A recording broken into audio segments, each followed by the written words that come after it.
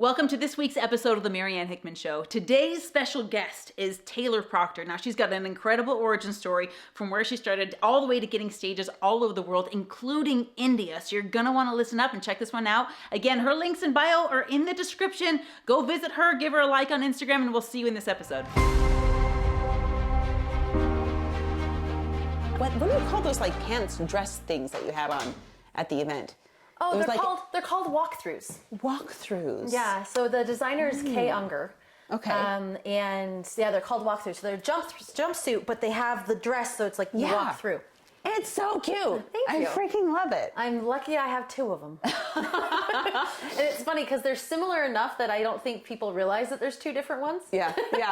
Well, it's a statement piece. Oh, it absolutely is. I love it. Yeah. So it's interesting because the one that's, of the two I have, my husband's like, oh, I love that one. That one's my favorite. And I'm like, oh, the other one's my favorite. But the one that's my favorite, I don't have strong enough jewelry for. Oh, and okay. my other one, I got them when I went and spoke in India. And so I could speak on stage and still be like kind of culturally or? No, the people in the group that I went with and that we were speaking on stage were like, yeah, don't wear a ton of bright colors. And I'm like, orange is my signature color. So we're going to have to figure something out. What? Don't wear bright colors. Well, it's India. But in the professional settings, it's not all those bright, crazy colors. And then also what I typically wear is a sheath dress. So it goes to here and it's sleeveless and that's a little inappropriate there. For the stage. And for there on the stage here, I think it's here, great. nobody cares. So I went and got both of those. And while I was in India, we went to one of the markets and it's a pink and purple sapphires necklace and then earrings that actually match the dress perfect. What? So I'm like, I've got the jewelry for the dress that's my least favorite of the two. But I mean, they're both fun. That's so cool. Okay, so I always like to say the podcast starts in the hallway. I generally do the intros later and we just talk. Okay. Yeah. So you said India. Tell me how you booked a speaking gig in India.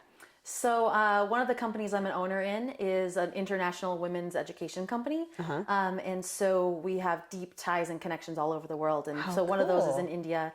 We actually have a very close relationship with the leader of the Sikh community here in the Western regions. Okay. And so he set it up where we could all go to India and speak.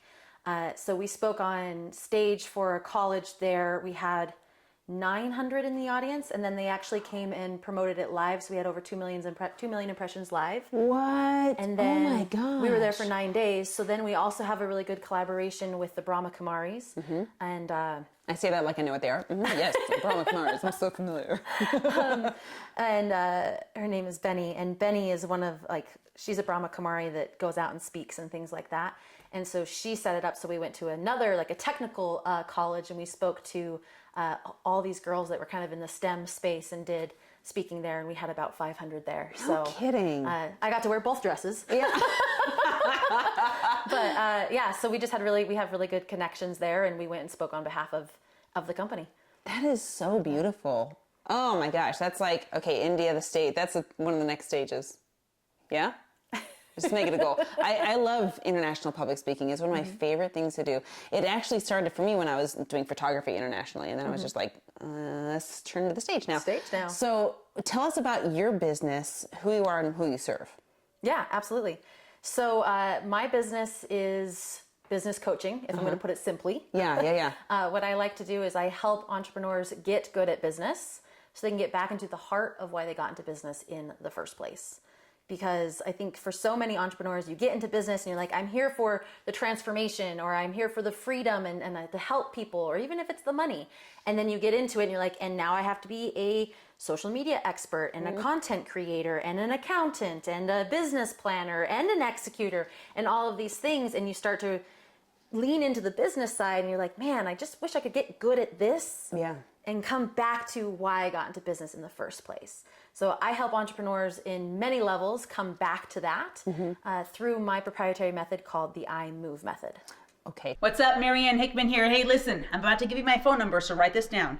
801 509-5495. I want you to text me. What questions do you have about the stage or getting on more stages or getting on podcasts? What questions do you have about monetizing your message and bringing in clients? I want to help you make money with your message. So text me 801-509-5495. Let's chat. Tell us. Yes. What's the iMove method? So it stands for intuition, marketing, operations, velocity, and execution. Okay. So I think every entrepreneur at some point in their journey has had an expert tell them, do it this way and you'll see the growth, the success, the followers, the virality, whatever it is, right? And you do that, and we're entrepreneurs. We're like, okay, cool, I'll do that. And we do it to a T. And it doesn't happen. Yeah, falls flat on its face. And the reason for that is it's usually not an aligned and congruent action. So the iMove method starts with intuition, because through intuition, you can start to take aligned and congruent action, which leads to massive momentum in your marketing, supported by operational processes to allow you to scale, which then allows you to implement strategies that give velocity to your business without burnout. Ultimately, all of that coming together to allow you to execute with ease. And that is the iMove method. I love, you've said this before. You didn't just practice this morning. Like, this is clearly something you've been implementing and has worked for a while. Yes. I like to boil it down. So a lot of my audience is, they're either thinking of getting into entrepreneurship, they were forced into entrepreneurship. And I won't say that entrepreneurship is always the result of the forcing, but people lose their jobs and then they realize that, that was really unstable. What I thought was security Isn't. Was I'd rather massively. take a risk on myself than risk giving everything away to a company who could fire me tomorrow. Right, exactly. Your desk will be replaced instantly. Absolutely. Right? Probably before you leave in a lot of cases. So and then I have a lot of entrepreneurs that have been doing this for a while and they're looking for the next level up, but they're in what Colton Lindsay has been calling the shadow or the tunnel, in other words. He calls it the tunnel. And I love to hear your story of when it was hard and when it sucked and what did you do? So in your journey, and it comes to I'm sure it comes to why you did this in the first place. I'm sure you had a business that was maddeningly distracting with all of these different areas. Clearly you've solved it because you went there. Yeah, so it's interesting because I would say probably my shadow tunnel was in the corporate space, and it has forced me out in the entrepreneurship space in a very different way than I think would be considered conventional. Okay, tell us. So I had 15 years in a corporate career and went all the way up to VP of marketing, which for that company was C-suite because we had CEO and then everybody else was VPs. And but the company before that company, I've been very much in the intrapreneur space. Okay, I get this, right? Yes. But define it for people that might not have heard this term before. Yeah, so intrapreneur is that you come into a business and you treat it like it's your company or like it's your department. And so fascinatingly enough, throughout my corporate career, the common theme was always, here's an idea, take the keys, run with it. And I loved that. And anytime I wasn't in that type of position, I was like, I hate working for people. Don't control me. I got it. Just let me do what I need to do. There's a reason you hired me. Exactly. Yeah. So one of the companies that I was working for, it literally was that. I was hired and then to start and jumpstart a department. And then they didn't land the clients they thought they would land. So I was kind of twiddling my thumbs for 3 months, which is a scary position. No joke. At a new company. What am I supposed to do here? And they said, well, we have this idea to do what's called brand love. And our client is Google and we don't have anyone to run it. Take this idea and run. Okay. So in a 3-year period, we went from 0 team members to 30, from 1 service to 5, from 1 language to 5, to millions of dollars in revenue. And I even spent 6 weeks living in Edinburgh, Scotland, setting up our European team. Yeah, it was pretty amazing. I share all this because leading an international 30-person team and that level of scalability, and it was on my shoulders to make all of that happen. Yeah, right? So no pressure. But I loved it, and that's that entrepreneur space. I was looking at our financials. I was looking at our analytics. I was in charge of culture. I was in charge of hiring processes. It was all of these things to get it to where it needed to be. It was essentially your company. If you're watching all of those things, yeah. Yes. I was treating it like it was my own company, entrepreneur. Right. And it was fun fact, I was there for 3 years, doing that for 3 years. And for the first year and a half of running that department, I didn't have a boss. What was that? Was that like scary or liberating, or maybe a mix of both? I was really trying to cover and hedge my bets. And so I would actually go around to each of the C-suite leaders and be like, can I just have a 30-minute meeting with you once a month so someone in the world knows what's going on? Okay. I relate to this so much. And it was, for me, very maddening. Yeah. Because I'm like, I need a measuring stick to tell whether or not my job security is going to be there. I need to know if I'm doing a good job. What are my KPIs? What are my critical drivers? What do you expect from me? What are my quotas? And I'm working my butt off, and my people are happy. They're making money. Right. But is it what you want? I don't know. So who am I reporting to here? It drove me. I remember being in a conference one day at someone's house. It was the owner's house. And I slammed my hands down on the table. I was like, who do I report to? It drove me nuts. Can I see an org chart, please? Yeah. Oh, that didn't exist. That didn't exist. And I think every company is going to go through that. But absolutely. So tell us what happened next. So what was fascinating is it wasn't actually, it was an established company. And so like they had org charts, and we were just, no pun intended, the redheaded stepchild over in the corner where I'm like trying to get us front and center and be seen. And ultimately I was like, you guys are staying as a company. Yeah, we work with Google. Google is one of our core clients. But if I asked you, what do we do for Google? No one would be able to answer it because that was my client, and I didn't even have a boss. So it was the most insane setup, but beautiful for me because I'm like, this is my baby. Yeah. So now to the shadow moment. Mm-hmm. So I had, towards my end of my time working there, I hadn't listened to my intuition, and I had hired and brought on 2 other colleagues to help support. So got to the point where I'm like, look, I'm hitting the peak and it's capping our growth because I'm trying to do all these things. And entrepreneurs, we get that. We do. Yeah, we do everything. Right? And so I was like, I brought on someone to help with the account management and the analytics. I brought someone else to help come on with sales, things like that. Which seems like a good idea. But you said it was a violation of your intuition. Not that part. Okay. But I had one of the colleagues that I had brought on to help and support, right? And it's colleagues, like we're all equals helping now do this and grow it and own our unique parts. Yeah. Had suggested that we run a test with the team. And everything inside of me is screaming, no. Like that won't work. We start focusing on that, we will lose everything that makes this a worthwhile thing for the client. Do we get to know what it was? Oh yeah, I'm happy to share. Yeah.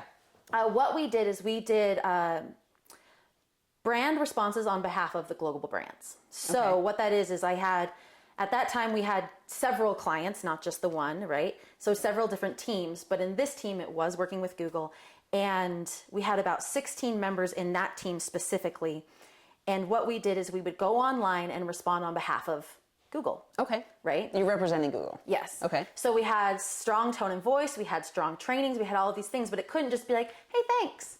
Yeah, no, you have to respond like Google would respond. And as like personality. Yeah. Right? Because we're building it as a brand love program, meaning that it's creating that, it's called NPS, Net Promoter Score, right? So we're building and creating that Net Promoter Score so that people are like, oh my gosh, I posted a picture with my Pixel phone and used hashtag Pixel, and Google was like, let's say it's a picture of a leaf.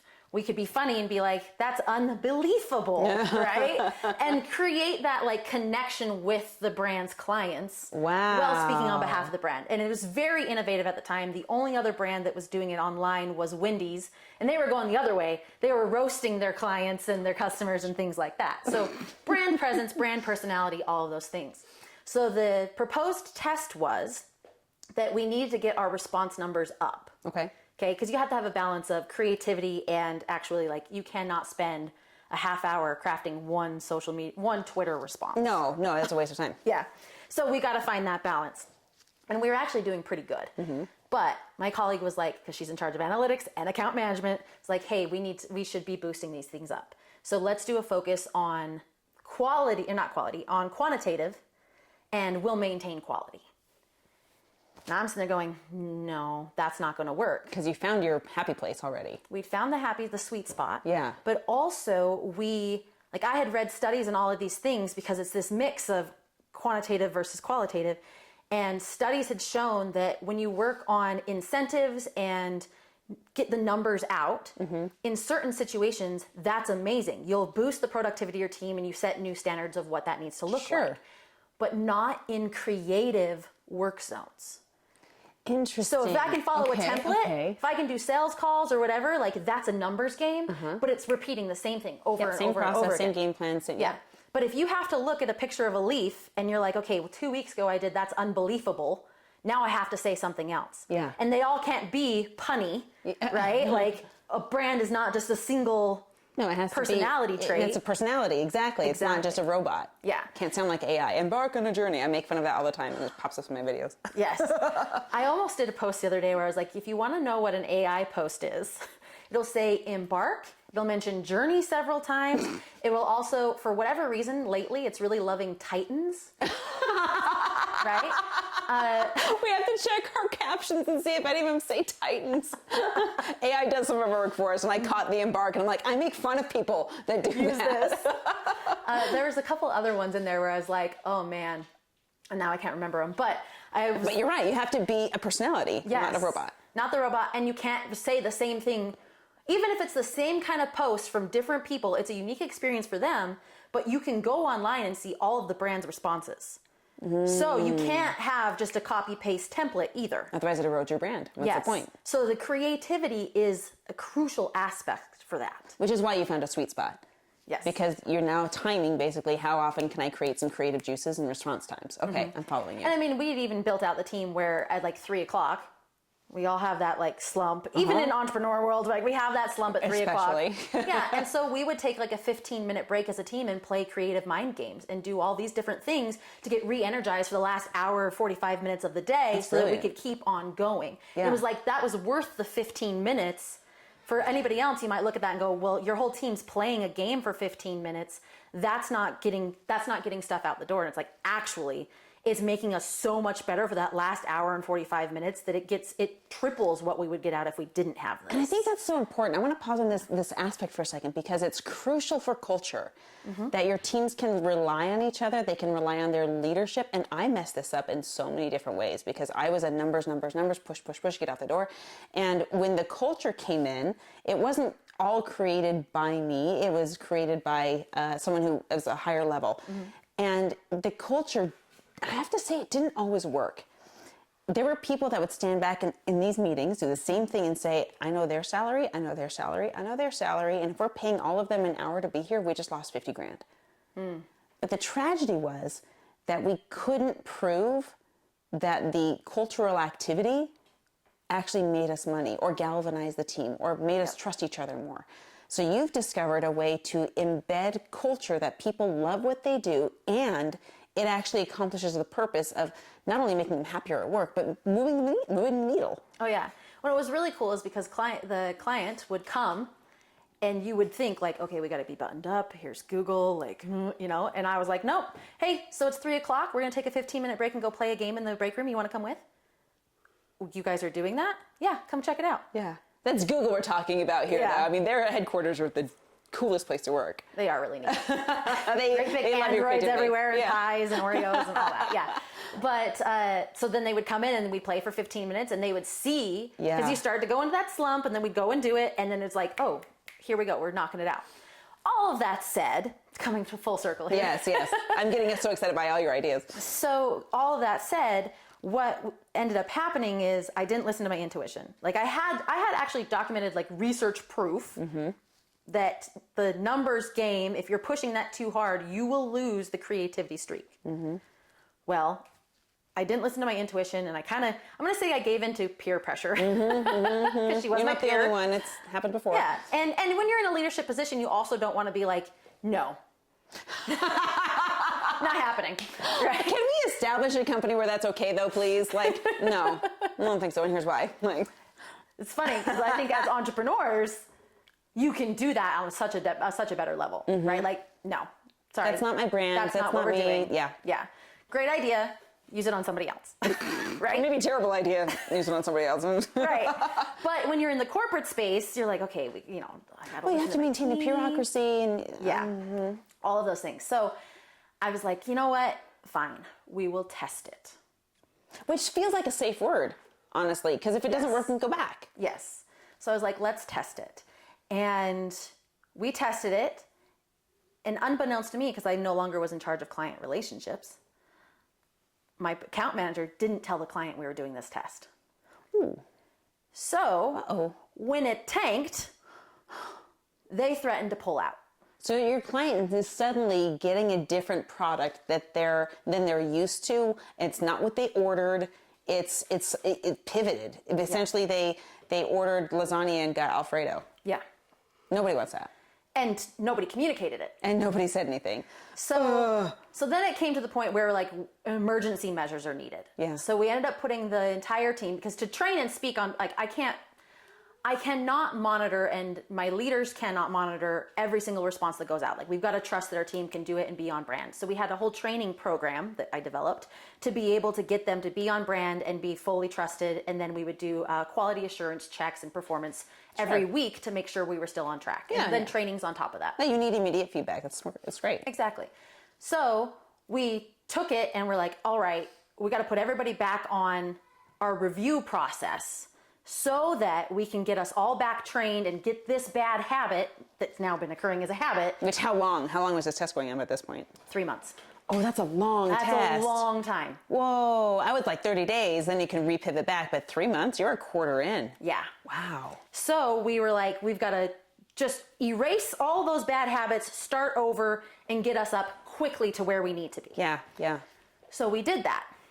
And clients happy, things are great, team's coming back on track. I had 2 team members who decided that for whatever reason, and I'm like, this was my team, why would I ever do that? But they were like, Taylor's out to get us all and she wants to fire us all from the team. Wait, what? I have no idea why. So they told everybody on the team all of these things. They started going online and trying to cancel me and saying what a terrible person I was, like all this stuff. And it came out of nowhere. But because we had this situation, they thought because we'd put everybody back on basics that we were looking to fire half the team or the full team and replace, all these things. And it was like, no, we're doing this to save the client, which consequently saves your jobs. Right. Like that's the methodology Right. here. Yeah, there's math here. But they couldn't grasp that, or I don't know. And so then it was devastating because it felt like, even though it was just 2 people. Yeah. And after those 2 people left, everybody else was like, oh, there's a lot of things they were saying was going on that aren't even true and aren't going on. And it's like, yeah. Yeah, so a little bit of drama. Yeah, but they tried to cancel me online. And while doing the corporate space, I had my own business as a happiness mentor. And so they came after my business saying I shouldn't be a happiness mentor, I blah, blah, blah, blah, blah, all these things, Twitter and on TikTok. Wow, And the haters come alive. It devastated me because I'd given everything to build this team over a 3-year period, and I'd hired every single one of these people. Yeah. And I had trained them and coached them every single week. And I asked how they were doing and like all of these things. And I felt like we were a team and a culture. And one weird thought come in and these 2 ran with it and then tried to disseminate it across the whole team, which luckily they weren't able to. But I mean, it made me feel like I had failed. And it made me feel like I never wanted to never wanted to speak out on behalf of my side business again. Right. I didn't want to be a leader. I didn't want to grow departments and companies. Right? You have a big target on your back. It devastated me. Like, there's not a better word for it. I just was like, I don't even know what to do. And it's bad when I'm hopping on a call with my leadership team that I've developed and grown and put into place, right? And they're all crying for me. Ooh, girl. Yeah. It was so devastating. But then we had fixed it, we resolved it, and then I got headhunted for another company. And solo, like I would run the team in the department, but it was me and there was no team yet. So I was You had to build it? And so I'm like, fun. okay. I did that before. That's exactly what we just did. You know how to do it, but it is starting from scratch. From scratch. Yeah. But also it's like, okay, do I really want to hire people again? Do I want to bring people in again? And in the side of that, I'm like, on my side business, I was creating a personal brand and a reputation and being seen and creating daily podcasts and videos and all of these pieces. And I'm like, people are going to try to cancel me. And nobody wants to be led by me. Nobody wants to hear from me. These are all toxic sentences that scare me. Yes, absolutely. And how many times have we seen like our clients be like, oh, I can't do that, or I can't move into that. And it's like, well, why? Well, somebody said something to me one time. And I'm like, and as the coach, you're like, okay, I know, like, but as the coach, now you're feeling the elephant sitting on your chest. Absolutely. Right? Mm-hmm. Oh my gosh. God, that I think every entrepreneur goes through this. Every entrepreneur that can call themselves an entrepreneur, especially if they come from a corporate space, this entrepreneurship, that's a really unique place to come from. I don't know. The entrepreneurs that I have met either started and never had a job to begin with, right? Or they did this, and they said something wasn't working in this corporation, in this business, and I don't know if I want to do it again. And then there's this group that never does, and then there's people like you. Well, what's fascinating is I went and I licked my wounds at this other company for 1.5 years. And while doing that, it was a huge, like, who am I? What do I stand for? I'm going to cry because this feeling is so familiar. This is so cool. Where do I want my business and my life to go? Do I want to keep working for other people? And in that same vein, it was such a blessing. But I've never in my career not succeeded, right? So this also was like what felt like my first big, huge, can I swear on the podcast? It was, well, my podcast, go for it. Big, huge fuck all failure, right? Like, And so then I go to this new company and I'm like, all right, fresh start. Plus I'm licking my wounds. Like, we're going to get in this. And it was square peg round hole. Like, I could not jive with that company culture. Girl. And I was on the C-suite. Like, and I could not do it. And so for 9 months, I'm like, trying. 9 months is a long time. Well, and I'm sitting there telling myself, because I've just come off this huge thing that completely wrecked me. Yeah. It's me. I'm like, so what's wrong with me? Why can't I fit in? Why, I'll just make this change and I'll make this change and then it'll work. And not even the work itself, but work to fit in and be heard. And I mean, I would be on calls and the other team members, other C-suite would be like, yeah, this is what's happening with my team. And I was like, oh, I had that happen with my last team. If you do this, this, and this, because keep in mind, I had 3 years of solid growth. Yeah. And those were only 2 people out of 30. Yeah.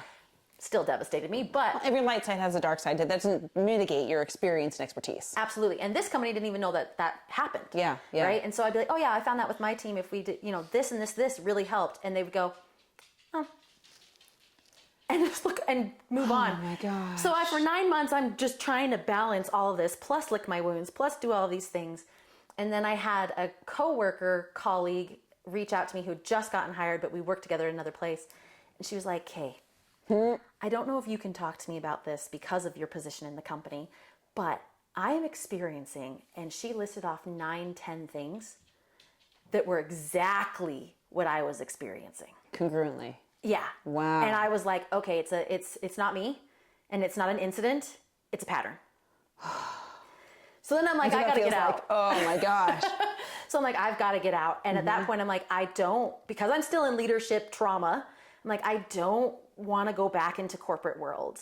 And I don't know what this looks like, but I've got to go out on my own. Now, keep in mind, I had been doing my own side business as mentoring. Right. And the beautiful part is that a lot of my clients, after we'd been working together, would say, oh my gosh, because I was a happiness mentor. So we'd have a scale and rate where they're at.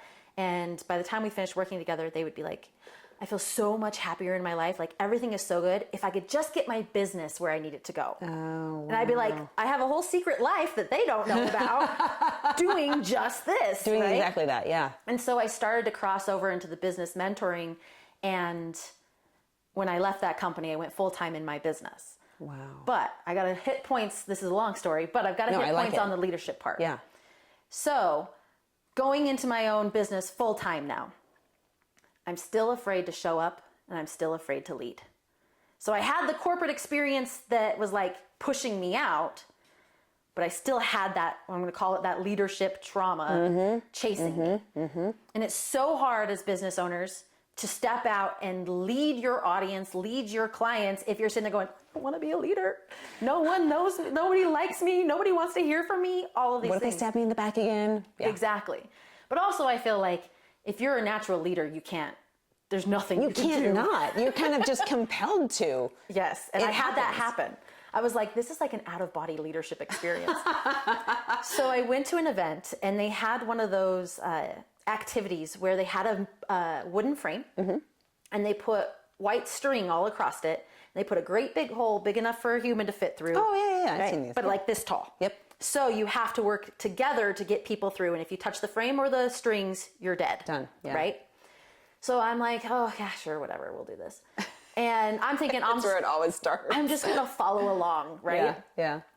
So the next thing I know, they're like, okay, and go. And like nobody's stepping up. And the next thing I know, I'm on top of a chair being like, okay, so who's done this before? Raise your hand. Awesome. What I want you guys to do is pair up with anybody who's raised their hand and talk about what you think is the best way to do this. Then we'll come back in a few minutes and everybody talk and we'll decide as a group what we think is the best way and then we'll get it done. Right? And so we did that. Everybody got in line and I was like putting people in line based on, okay, you're going to be up front and push them through. You're here. Okay. You're a little, I didn't say you're a little bit bigger, but I'm like, okay, you're a little bit bigger. So I'm going to put you here in the middle and our strongest guy, strongest people are doing this. And we did a great job. Okay. So then as expected, and it was also kind of cool. Not that this really is important, but there was also men in the crowd. Yeah. And so it came to a point where I had 4 guys come up to me and go, where do you need us? And I was like, I need you here, you 2 there, and you over there. And they're like, got it. Done. And left. And I was like, okay, like I'm busy and I'm working on stuff and it's an out-of-body leadership experience, but there is a part of me that noticed like those guys were willing to listen to me. Yeah. And do what I asked because they knew that I would get them through. Right. Okay. So the event, that part of the event ends and I'm like, what just happened to me? What just happened? And I'm shaking and I'm like, everybody hates me. Like I'm in my head, leadership trauma all over again. And I'm like, I don't even know why I did that. I couldn't help myself and I'm a bad person because I couldn't help myself and nobody wants me to lead them. Tornado in your mind. Totally. Oh my gosh. So it was a mess. So then, you kind of do the writing, journaling after, and I'm like writing all this out going, there's a problem here, right? Because what you did and what you're thinking don't match. Don't match at all. Yeah. And I also had people in the like, hey, share your gold nuggets, say, I was so appreciative that Taylor took the lead because it allowed me to enjoy the experience. Or I didn't know where I was going to go or how this would work. And immediately I knew Taylor and she took us through. And it was like, but I wasn't listening to that. Yeah. So a couple months later, I'm still traumatized.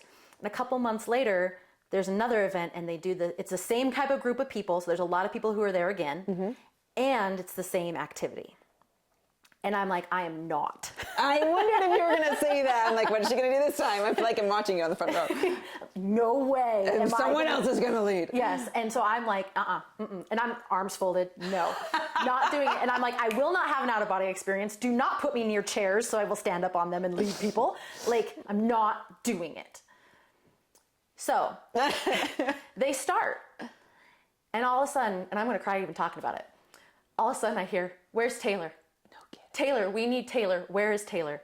And then this wonderful gentleman came up, gently grabbed me by the arm and started pulling me to the middle. And as he was pulling me, I had people pushing me from behind and saying, what are you doing? We need you. At one point, even somebody said, you're supposed to lead us. What? Push me to the middle. And I'm still like, no. I'm going to cry. Oh my gosh. Oh, so powerful. And so then somebody else is like trying to lead and everyone's like, what are you doing? Taylor. And not bad on that person. I appreciate them coming up for it. But like, it really was this moment for me where I'm like, here I am telling myself that because 2 people made up some random shit and believed it and thought that they needed to take me down, I've let that hold me down. And now I'm in a space of people who are literally begging me to lead them. And it was incredible. We had over 60 people and we got through in an incredibly short amount of time. I think it was 25 minutes. Wow. And we only lost 6. Wow. And it was so powerful.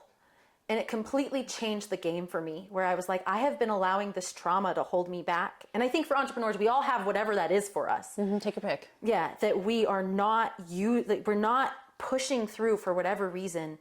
And you can't push through it on your own. I think that's such an important piece. Like if I hadn't had this community that had this experience with me before and then had this experience with me now, I never would have gotten over my leadership trauma leading myself. Yeah. Right? No. And so it changed the game for me to go, I'm all in, right? I do know what I'm doing as a business coach, and I do know what it is like to be a leader. And funny enough, I do know what it's like to have a great and build a great team culture and to scale rapidly. And I know what it takes to market in that space. I know that if I listen to my intuition, a lot of things that did happen, which they needed to happen, but they could have been prevented, right? So it was like, from that was born the iMove method, because it's like, if I follow my intuition, then I can take that aligned action that builds to that marketing space. That is supported by strong operations that then give me the foundation to go, what strategies can I implement for velocity? And executing is so much easier because everything is aligned. But that came from that leadership experience of being like, I've got to step into this and own who I am. And if I'm having out of body leadership experiences, right, unbeknownst to me until afterward, like that is who I am. And how can I support people at this bigger level, this bigger space, and show up as me? Because the other part of that is, when I wasn't showing up as a leader, I wasn't allowing other people to show up how they needed to as well. So that's my like story, very long. I love it. And like on the edge of my seat, every sentence. Coming from corporate to entrepreneurship, my tunnel, my deep shadow thing had everything to do with leadership and being seen. Which is so great. And I love that you brought up, and I'm not a feminist by any stretch of the imagination. I don't love sexism or any of that. I think we've swung too far, way too far in the wrong direction. I was talking to January Donovan. Do you know who she is? I don't know. You will love her. Oh my gosh. She is a woman warrior, and you get her fired up, and she will catch anything on fire with her passion. She's incredible. But she used a phrase, I'm going to see if I can quote her correctly. She said, woman and femininity is being erased. I agree. Right? I agree with this as well. But about a decade ago, you probably saw this, it swung in the direction of women who felt like they needed to be men in order to fit in. So we wore pantsuits and we dressed as men, right, with a little bit of hourglass shape to it, right? But we tried to fit in with the boys' club. In fact, Leslie Knope, you ever watch Parks and Rec? Yes. Yeah, the boys' club. When they go out to the main, like the courtyard area With the beers? The beer. Yeah. She's like, I'm in, right? And so, and who else was I talking to about this? It's been a common theme in this last week, actually, about, I was talking to Forbes Riley about it. And she said, name a male public speaker.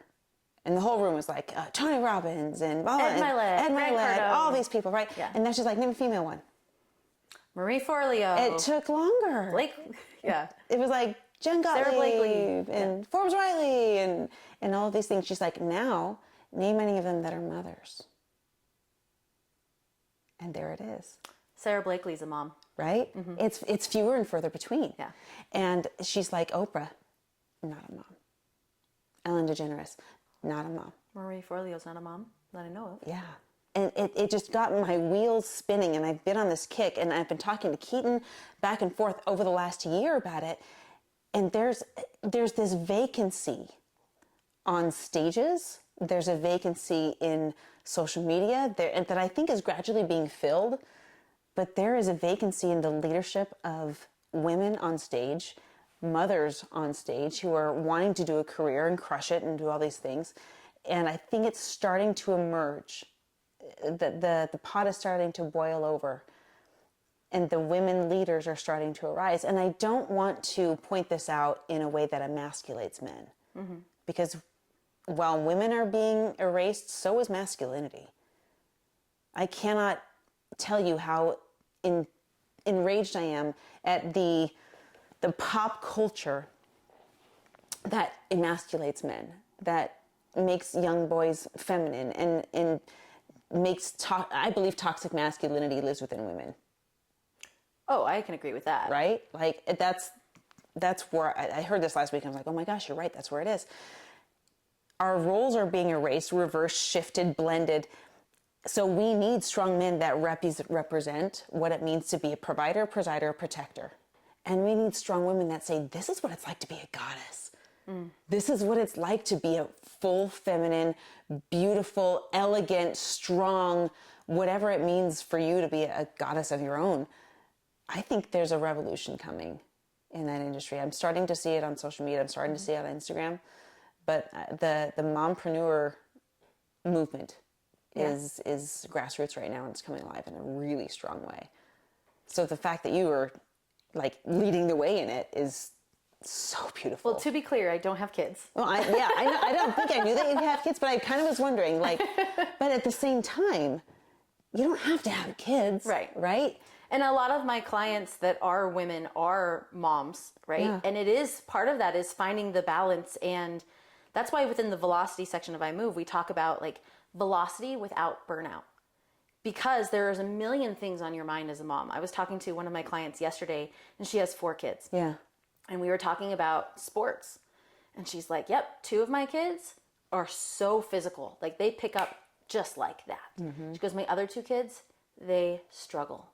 And they're the ones that love doing the sports. And they're like, she's sitting there going, I don't know what I'm going to do when their younger brother comes and plays and beats them at it because he's so natural and the other one's not. Right. And so we were talking about that. And then we were talking about how one of her kids is coming into junior high. And she's like, I'm going to have to start talking to him about stuff that, like right now in Utah, there's a lot around like the junior high and kids dressing as animals. Oh my gosh. All this stuff. And she's like, so I'm going to have those conversations with him. And then she's running her business. Yeah. Right. And we're talking about, okay, what do you need to do for your business? And then she's like, and I got to have time for my spouse and all of these things. And so in that, when we look at growing our companies, and not necessarily just through me or through the iMove method, but when you look at growing your companies, that is why I love the iMove method, because instead of doing what you think you should do, because you've got so many moving pieces, and then somebody says to you, hey, do this in your business and it'll work. And you're like, will it? Okay, great. And then you feel like you've wasted your time, and you're like, plus I got a million other things on my mind. So when you lead by the intuition, then everything else can fall into place and you don't have to experience the burnout.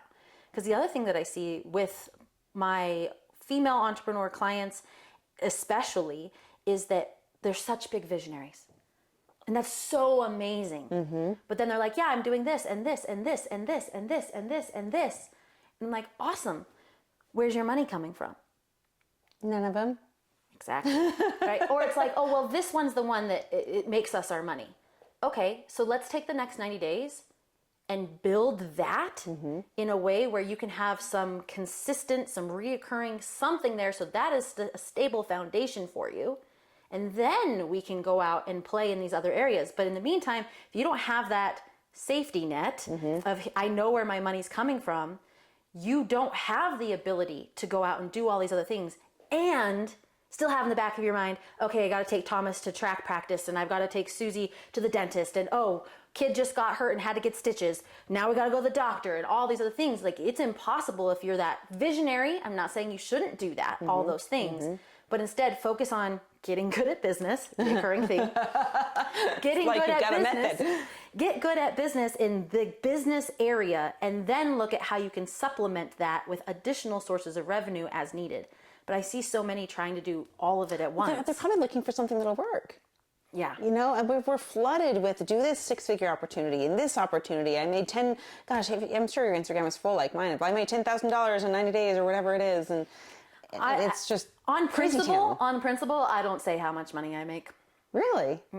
I do have, so in my intuition, like set of keynotes, I guess you could say. Yeah. I have a story about 8-figure intuition and landing an 8-figure business opportunity, but never once do I say, oh, I made $90,000 in 10 days. Yeah. That's not believable anyway.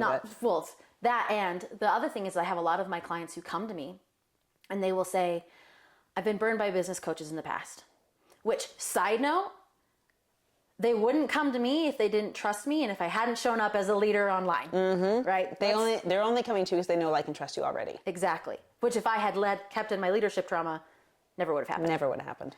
So with that said, they come to me and they say, you know, I spent $6,000 with this coach and she promised she could get me $30,000 months. Then I got in the program and I couldn't do it. And then they blamed me, right? And I'm like, okay, here's the thing. Anybody who says those kind of things, they better have some pre-qualifiers, right? If you don't have an audience of at least this size engaging at this percentage, can't guarantee you $30,000 months, right? I feel like your integrity as a leader would be on the line. Like, how could you, that would make me sick to my stomach. Oh, absolutely. To do that. Yeah. You know, I've had a one-on-one client that just came on with me about a month ago. and she's coming on because she wants to make $10,000 in revenue a month for her business. Great goal. I love metrical goals and measurable goals, but I didn't promise her I could get her there. So the next question, well, why would she work with you? I can say, I can show you what I did, and I can show you what's working. Here's what I know I can do with you. You know what's cool about that is that the fulfillment is right on the nose. Yeah. She has no undue expectations. But what's crazy, it's what's actually happening with her is faster than I even guessed. So she went from completely invisible, very difficult to run a computer for her, to now she, in a month, is being asked to co-host a podcast, and she's being asked to run a monthly course and get paid to do it and appear and write all these things. And she's kind of freaking out because of all this opportunity, beautiful chaos, right? Yeah. But it's better than I could have ever imagined for her. And it's because she went in and do that. But I never promised that because, one, I don't know how they're going to show up, because sometimes the trauma and the beliefs break them down and they don't show up. It's true. And sometimes the pre-qualifiers just aren't there. Right. Well, and so this actual client, it was crazy because she told me that story and she's like, so I don't know what to do. And I'm like, well, I'm not promising you. I said this to her. I'm like, I'm not promising you $30,000 months. Good for you. Right? Like, that's not what this is about. I'm sure that was relieving to her. Yeah. Because somebody finally showed up and was like, well, I can't guarantee you anything if we work together. Yeah. But I have this experience, I have these things, and I'll work with you, right? And then the icing on the cake for that was, all right, so if I don't make X amount of money, and I'm not going to say it because I don't talk about that stuff, right? Yeah. But if I don't make X amount of money within the next 30 days, I'm going to have to close my business. I'm like, okay, let's get to it. This is internal for you, right? Not your client. Or was this your client saying This is my client saying this. Oh, wow. Yeah. So I'm like, pressure's okay, on. Let's get to it. Yeah. So we established and built an offer that she hadn't been doing before. I said, talk about this every chance you get. It also was based on some seasonality and things like that. And now we're continuing to work together. And I'm like, okay, seasonality was on our side. Right. Now it's not. Let's figure out how we can get this where we need to go. And we've built out a system that's beautiful for her. But that said, we built out this offer, all of these things. And then she was like, well, I'm just worried if I come off salesy, blah, blah, blah. There's the belief system. And I said, okay, so that's a belief you have because you have a business. 30 days, you don't have a business anymore, that belief's gone. Right? You're cured. My gosh. What was her reaction to you? She goes, and if you work with me one-on-one, you know I'm going to give it to you straight. You better. And occasionally it is like, all right, that'll be gone in 30 days. Right? And she goes, oh, I don't have time to coddle my beliefs. Tell me those are the words out of her mouth. 100%. That's beautiful. Yeah. And I'm like, you're right. And I was like, I'm not saying that you should just shove them to the side. Like, I think we need to work through them and get on the other side. But the motivation to get on the other side is you don't have time. You hold on to this belief and you're going to drag it out. Oh, I'm still healing or whatever. You're not going to have a business. So we worked through it immediately in that session. Next day, she goes out, does all the things, hit her numbers. Right? And it's just so powerful to be like, okay, but this is the other part of it. Not once did I say, build this offer and then this and then this and then do this. Throughout the whole time, I was like, okay, here's what I think we could do. How does that feel? On a scale of 1 to 10. And this is my metric for everything. What a beautiful question, by the way. How does that feel? I love that. Scale of 1 to 10. Yeah. And if it's a 7 or higher, we look at it. If it's 7 or lower, or like lower than a 7, scrap that idea. That's so crazy. My next question was going to be, how do you teach people, whether it's at their intuition speaking or whether it's false hopes speaking? And it sounds like you just nailed it. Well, because here's the other thing is, if it's a 7, 8, or 9, I'll ask, okay, what needs to change to make it a 10? Yeah. And it's like, well, I'm hung up on that word, or, I just keep on thinking, what about this? And then you can work on it. But if it's 6 or lower, it's like, that's not even worth our time right now. That's not going to be the thing that supports the growth. Even if it is a 6 because of beliefs, if it was a belief that was willing to be cleared and ready to be cleared, it would have been a 7 or higher. Right. And then the belief would be the delta between 7 and 10. Exactly. And it's crazy to me how many times now where I've had a client, funny enough, also be like, I'm afraid to show up, and I'm afraid I'm going to be and you're salesy. like, honey, right? Honey. But then I'm like, hey, scale of 1 to 10, how's this feel? Oh, it's an 8. Okay, what would make it a 10? Well, I'm just worried if I say this or I say this, and then we work through it. And I'm like, how's it feel now? 9. All right, what would make it a 10? this. I'm just worried about this. I'm like, cool, let's rewrite that. Now that feels like a 10. Beautiful. My favorites are like, it's like 20. Like, we just jumped so 12. huge. But the part of that is it's, to go back to the methodology here. Yeah. It's led by their intuition. Not yours. Not mine. And then it sets everything else up for success so that they can be achieving their goals rapidly. Whatever those goals may be. In this client's case, it was, we got to make X amount of money or it's devastation and back to a job. Yeah. Which I will say this, not all my clients come to me in that space. In fact, she's the only one who's come to me been like, it's do or die time. yeah. Yeah. However, I will say in entrepreneur life, that do or die mentality is huge. Oh, it's every week. It's every month. I have to land this next thing in order to blah, blah, blah. Well, and when you going back to that, like, hey, we've got a million things going on, plus life. If you can hone in and say, okay, it's do or die. This is how I've been making my money. I'm doubling down on that. Now you have a business. Otherwise, you're just hobbying in a whole bunch of different areas. And you're splintering your energy. And I have seen that in myself. In the past, when I was like, oh, I'll do this. There was like a month period of time when I was searching for my next thing and I opened like 5 new Instagram accounts. I'm like, I could teach this and I could teach this and I could teach this. And I abandoned all of them because it was just splintering my energy. But I almost feel like I had to do that to find out which one deserved my energy. Right. What's interesting about that is I have a story around that for my business and just my personal energy. I'm really good at marketing. I'm really good at operations. And specifically like within content marketing, I'm good at creating content strategy and pillars and tone and voice. We did that for Google. You did it for Google, right? Yeah. And doing all of these pieces. And pre that job, I worked for an agency. So I had 14 clients I was doing marketing for. Plus, at some point I said to the company, hey, we got to drink our own champagne here. It's hard for me to sell this to clients and have it work when we're not doing it ourselves. Yeah, big time. They put me in charge of the marketing department for the company. So now I'm doing all these things. So I'm like, I know marketing. I know content creation. I also know operations. I know the intuition. Like I knew all these things, but I was segmenting myself being like, okay, well, I'm a content coach. Okay. And then a client would be like, okay, so we did this in our content, but how do I do this? And it'd be in operations. Yeah. And I'd be like, well, that's not what we're here for, but also like that's part of business. Yeah. Right. And so another piece of that was I was really trying to segment in on what I did, and I was marketing the product instead of a methodology. And when I was marketing the product, I got really stuck into, well, there's no wiggle room. But you had solutions in your back pocket. On all sorts of things. Yeah. But there was no wiggle room for it. And when you're looking at what made me think of this is you're saying like I had 5 different Instagram accounts. And it's like, okay, but now that's 5 different ones to manage, or you're pigeonholing. And I'm not saying I believe in niching, but to the extent of niching to your clients, like who do I work with? Who is my ideal client? Doesn't mean you have to niche your products. And I was the opposite. I was niching my products and not my clients, right? And so it was like, I'm limited here and I can only do this much in this way here. And it just wasn't taking off. Yeah. And then when it was like, all right, iMove methodology, let's pull that back up because it had come from the leadership thing. Let's pull that back up and actually look at it. And then I started selling the methodology. That's when everything took off because I wasn't splintering in all these different ways. It was the methodology that allowed me to encompass all of it.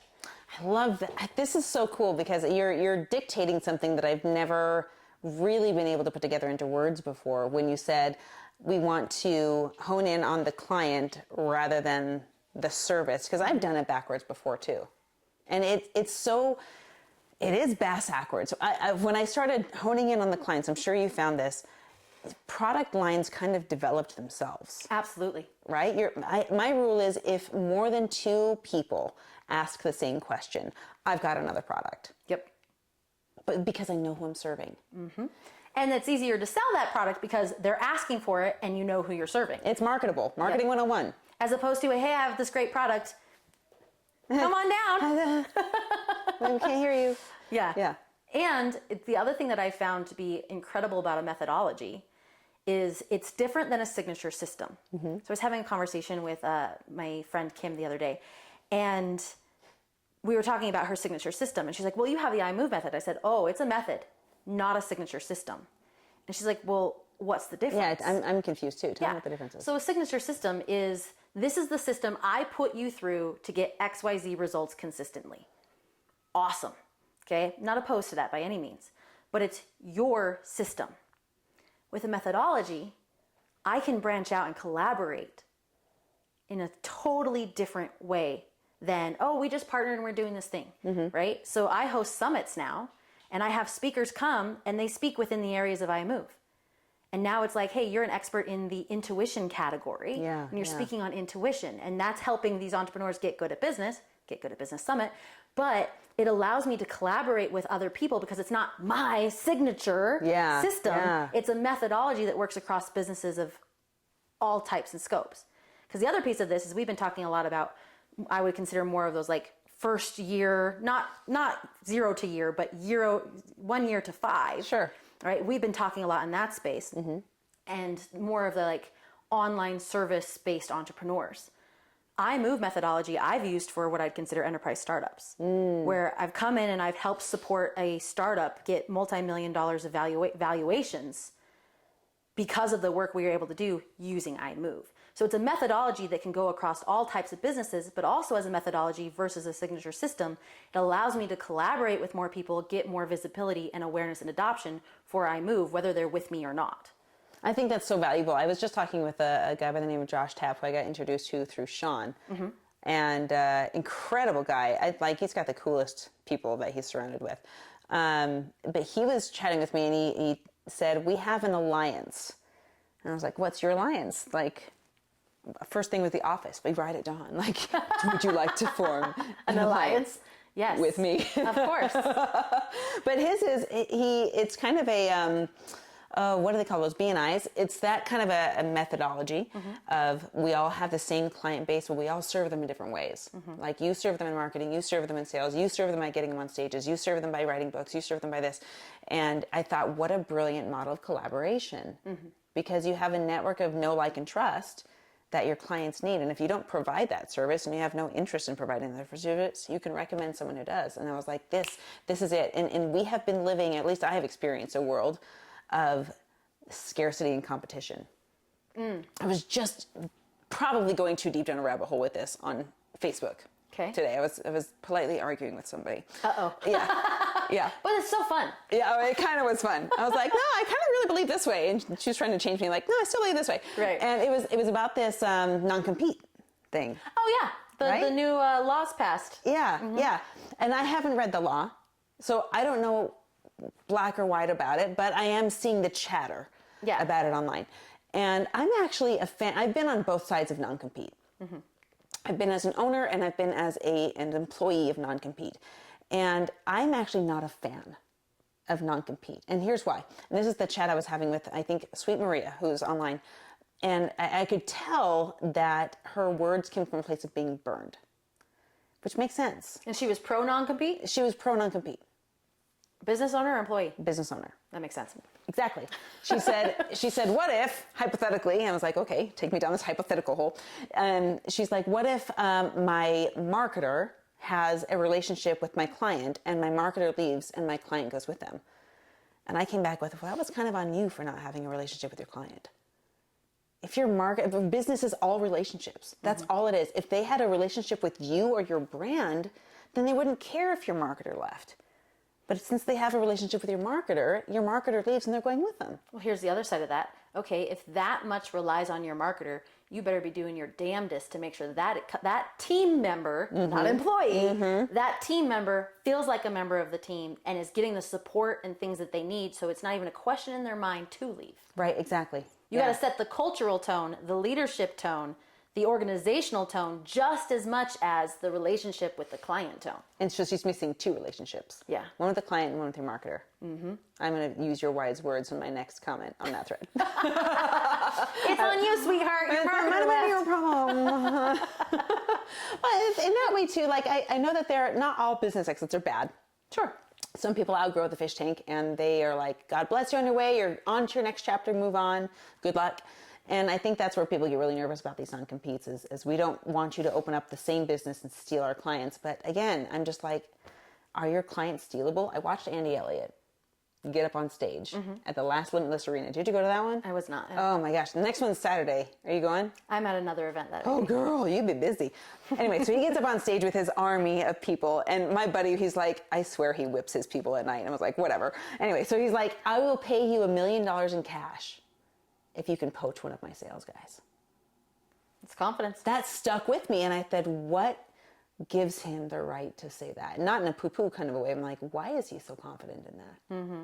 Is it because he did his bench press at 250 this morning? Or is it because he's got a strong culture?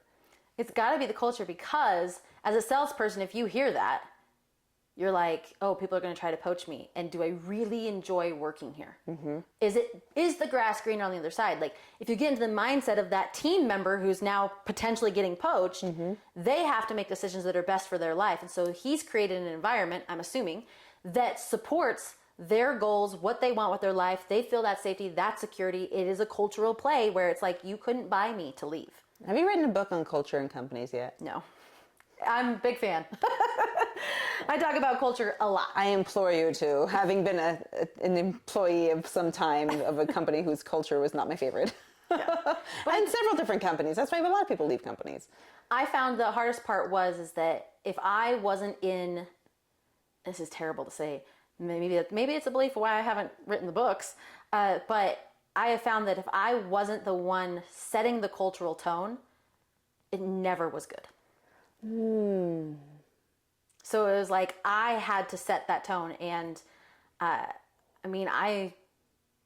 have left companies because I'm like, the tone, the cultural tone shifted, and I'm not in a position where I can build it in a space where I feel comfortable and confident. And like, one of the things that has nothing to do with what I coach on in business, or actually any of my businesses that I own, one of the things I'm probably most proud of is when we built that department. First off, you also notice I say we. Mm-hmm. Even if it's me and the mouse in my pocket. That is a cultural play. Like, it is that collective we, the we of the energy of the team, the we of the mouse in my pocket, the we of my clients. Like, we grew this. Yeah. Okay. Yeah. That alone is a cultural piece. And I've actually been offered jobs because in an interview I said we, not knowing I said we, and they're like, oh, you're already on the team. You're hired. Oh, wow. Yeah. Wow. Crazy. I have 1% ownership in that company now. And I'm on the board of directors. So it's like, awesome. There's the we. But one of the things I'm most proud of, and this is definitely a cultural piece, is we had to build a hiring process from scratch. Mm-hmm. Because while there was an HR department, I'll be real here, I was like, hey, so what are the hiring processes? What do I need to do? And they're like, you figure it out. Been there. I've been there. I'm like, oh, that's fun. That's not in my skill set, but cool. We're getting it now. We'll figure it out. And so in that, like, I built out an entire hiring process that very specifically was based on diversity of thought and passion. Because I'm not going to do diversity hires. Not for tokens of diversity, no. No, but also based on the work that we were doing, we were working with all sorts of people online. And you had people that would make references to K-pop. The noodle place? Or no, that's K-pop? K-pop is Korean pop music. Okay, this is new. Exactly. I don't know what that is. Right? So it was like people would make references to that all the time. And if we didn't have somebody who was a fan and like passionate about K-pop, we couldn't respond to those and be authentic and build that relationship. Because if we missed the mark, they made a K-pop reference maybe to a song and we missed that mark, they're like, oh, Google's missing the mark. They don't know what they're doing. They're trying too hard. That's so crazy. So we had to hire for a diversity of thought and passion. And interest, it sounds like, too. Well, I consider passion the interest, right? Okay, good. And so it's like, based on what you like and all these things, now we can hire you and you're going to be a great fit on this team. It's just marketing 101. You've taken your marketing skills and put it into a hiring process. Totally. It's the same thing. Here's the thing. It was an international company. Again, I spent time in Scotland setting up our EMEA team at our locations there. Yeah. And I still, to this day, at the time though, I would be like, if anybody thinks that they have a more diverse team than me, I will give them a month's salary.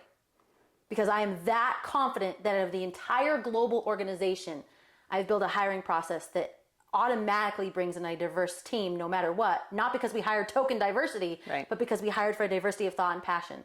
And diversity is not just color, ethnicity, color of skin, ethnicity, and location, right? There's diversity in neurodivergence. There's diversity in disability.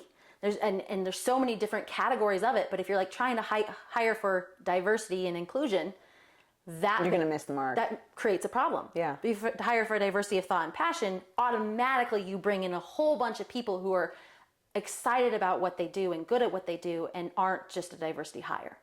And so like that's one of those things in a cultural section that I don't talk about very much. Actually, this is, I think, the first time I've ever publicly been like, I was really, really proud of this process because it set us up in such a great way. And it allowed us to have rapid growth with minimal attrition, right? What was your attrition like? Oh, we were really high. I don't think we ever had anybody quit. I did have to I take it back. I had one person quit, but they had been with us for 3 weeks and client did something that didn't align with their values. And they were like, we can't work with that client anymore. And I didn't have openings on another team. Oh, wow. And so they're like, well, I'm out then. And Yeah. I was like, Yeah. okay. Respect. Yeah. So I had one person quit and I think we fired 3 in a 3-year period. Wow. That's totally different from, like, my world is sales, or it used to be the world of sales. I'm in the world of public speaking now. But in the world of sales, we had 75% turnover. Oh yeah, that's huge. It was ginormous. And It's not also just so hard to build a culture with turnover that high. with turnover that high because you don't have any standard. It's funny because you have to find that balance because you don't have any standard of expectations and cultural life because the rotation is so much. Yep. On the other side of that, I've worked with companies with companies where they have people that have been there for 15 years. And I'm like, ooh, that's a red flag. That's a long time. Cody Sanchez says about 5 is your sweet spot. Yeah. But if you have people that have been there for that long, the culture is what they say it is. Yeah, it is. And They got you by the balls. It's ingrained, right? And it's like, oh, we don't do it that way. This is the way it has always been done. Yeah. And so it's like that fine balance of you don't want a huge amount of turnover, but you do want to be bringing quote unquote new blood in to bring in new ideas and new concepts, diversity of thought and passion, right? To continue to grow the department or the business, the products, the offering, whatever it is. Because if you have too much stability in that, you start to get stagnant and things start to drop. Yeah. You and Natalie Dawson should hop on a podcast and talk about this because she's all about teamwork and I've got her book and all that stuff. Yes, this is your next book, girl. I'm getting excited about it. Thanks. For real. So tell me about what's next in your company or companies. Like, what is your mark on the horizon that you're shooting for? So for the bulk of what I like to do and I focus on within my companies is my business coaching company. And so on the horizon for that, we're hosting 3 virtual summits a year. We just had one in March. We have one coming up in May. I'm so excited to hear about it. I want to, like, a full debrief on how that went because I know the May one, I think my calendar isn't into May that far. When is the one in May? 16, 17? 16, 17. Okay, Yep. that's what I thought. Way to know the dates. Well, yeah, I know it's not on my calendar, but it's like in here in my head. My marketing's working. That's right. But our March event went phenomenal. I couldn't have asked for it to go better. Oh, so cool. Great feedback from our speakers, great feedback from our attendees. And now, like, let's take off the host hat and put on business owner hat. In doing some of the giveaways and things that we do to keep our audience engaged and all those other pieces, I was able to give away business audit and strategy sessions and to like 5 attendees. And I've had 4 of them actually do it, and 2 of those converted over to my favorite project that I work on, which is Quantum Power Days. And so it's like a 50% conversion rate off of a free offer. Normally I charge $1,000 for it, but a free offer from my summit. Yeah. And I've had speakers say the same. That's so cool. It went really, really well. Operationally speaking, I had backup plans on backup plans on backup plans. Yeah, you were telling me a little bit about that. I think it was so smart to have those in place. Oh, I'm so glad I did. My internet went out at my house for an hour and a half. That would destroy any webinar. Like, I've been on live webinars, and if you lose the internet, you're done. There's no backup plan. I hotspotted from my phone. We were down for 3 minutes and right back rolling. Oh my gosh. I've been on a webinar where it was down for the first 8 minutes. Not the middle 8 minutes. And I was like, are we done? Are we toast? Like, what happened? Thankfully, the fans were so loyal that they hung around. They're like, we get it. You guys are doing great. But that could kill a webinar. Yeah. And much less an hour and a half. Dang. And in ours, the other thing that was awesome is our speakers are on when their presentations are playing. So when the internet was down for the 3 minutes it was down, 3 minutes for them, hour and a half for me. Right. 3 minutes, you just move it to the phone. Yeah. And I had 2 computers, and I was like, we are hotspotting to this one and testing this one. Is the internet working yet? But just in case. But the speakers are on while their sessions were playing. So the speakers, you did pre-recorded.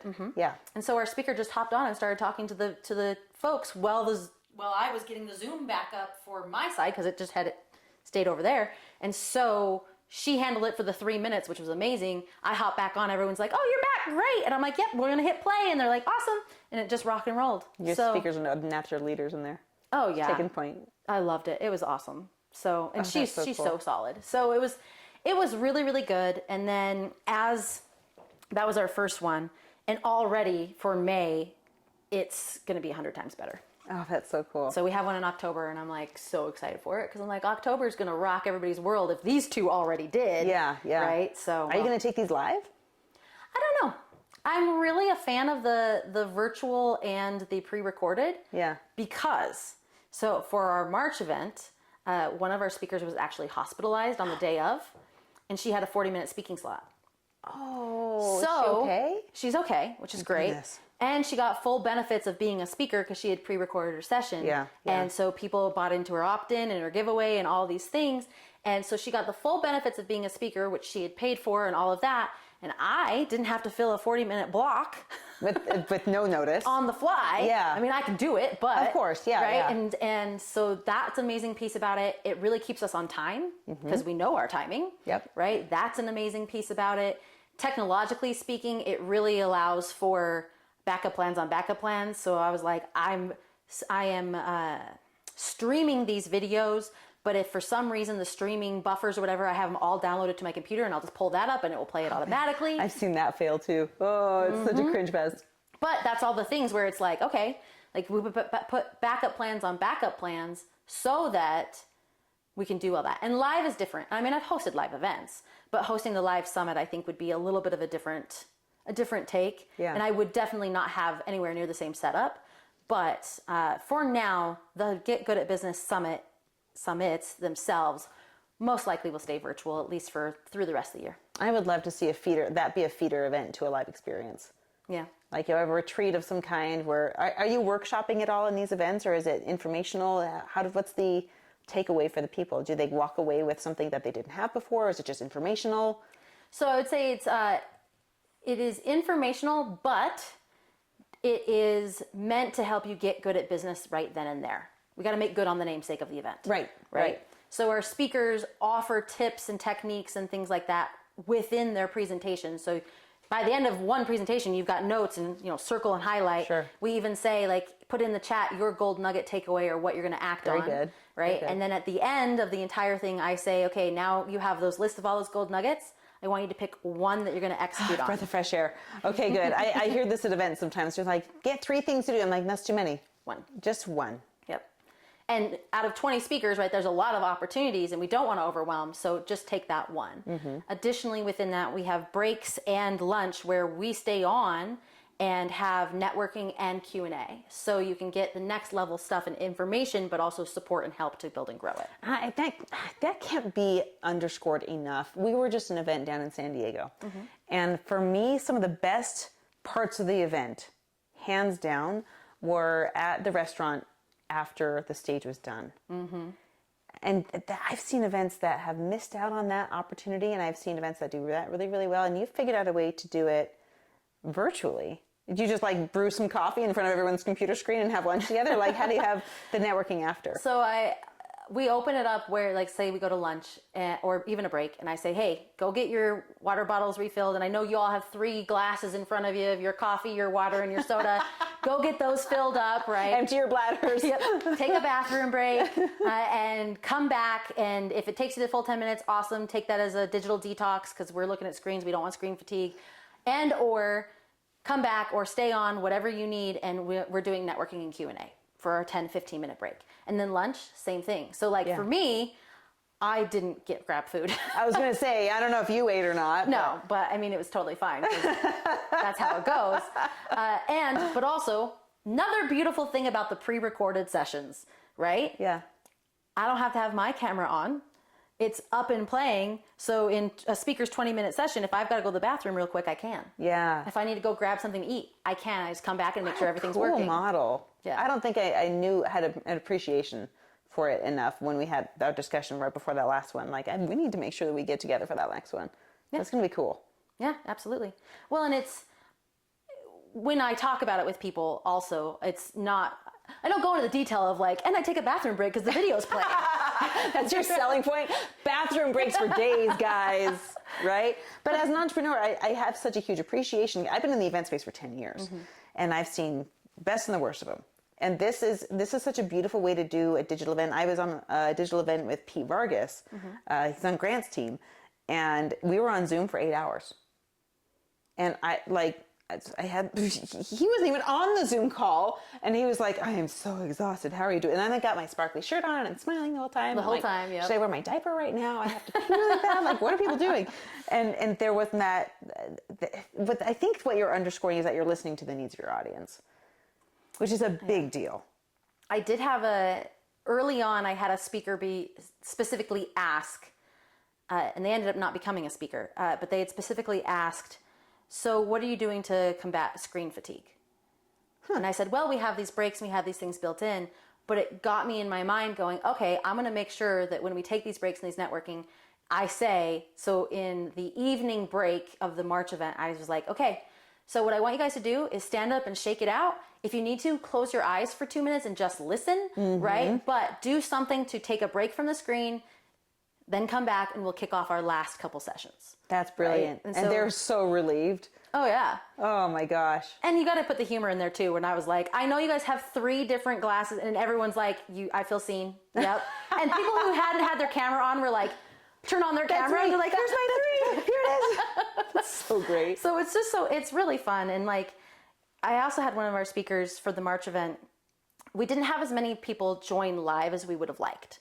And that's one of the things we're rectifying for the future ones, is a lot more build up and amping and like, hey, you don't want to miss this session and all of those pieces. But also with a virtual event, you expect people coming in and out. Oh, yeah, they will. Yeah.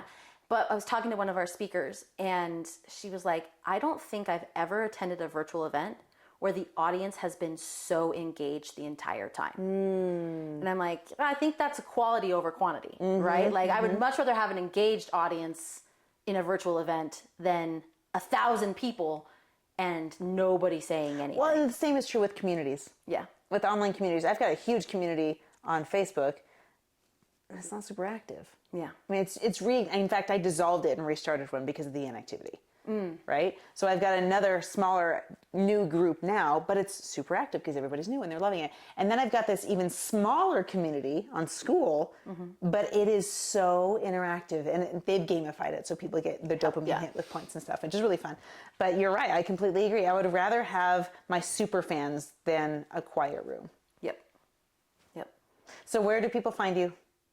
It's What really do we do easy. next? The theme is get good at business. So We've said it. Get good at business. getgoodatbusiness.com. That's how you find me.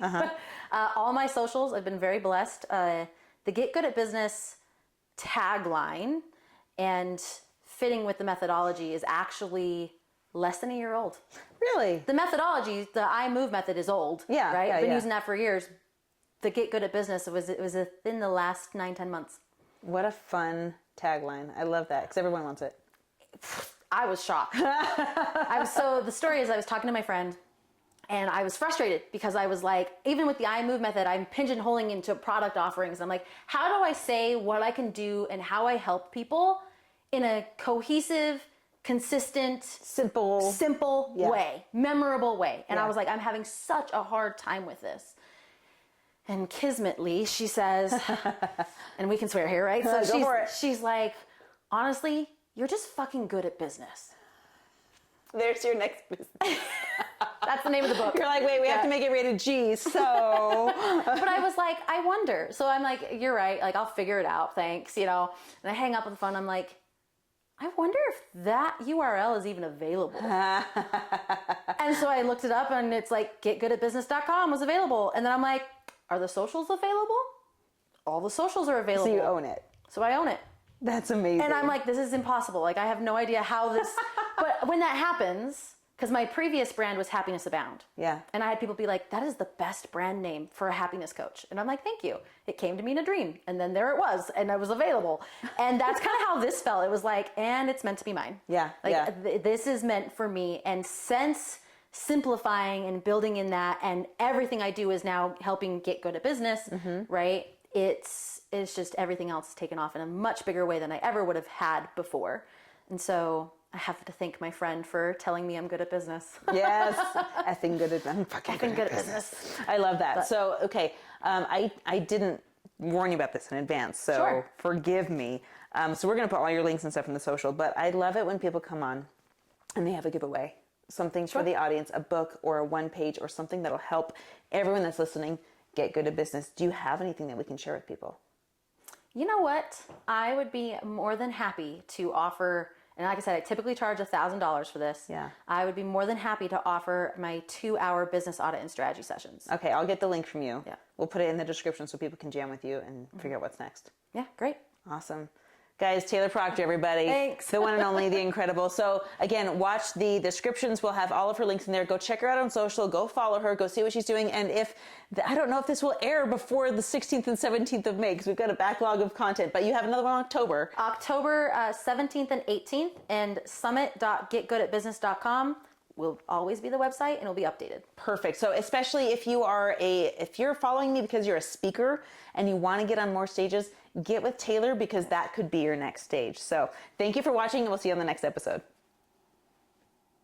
Hey, thanks for watching. And of course, make sure you text me just directly with whatever questions you have about building your brand. You want to build your signature keynote presentation. Maybe you're at the stage where you need to get your ebook out. You need to help writing that. Let's do it all. Whatever you have questions with, wherever you're stuck, just text me 801-509-5495. Let's get this underway and make you some money with your message.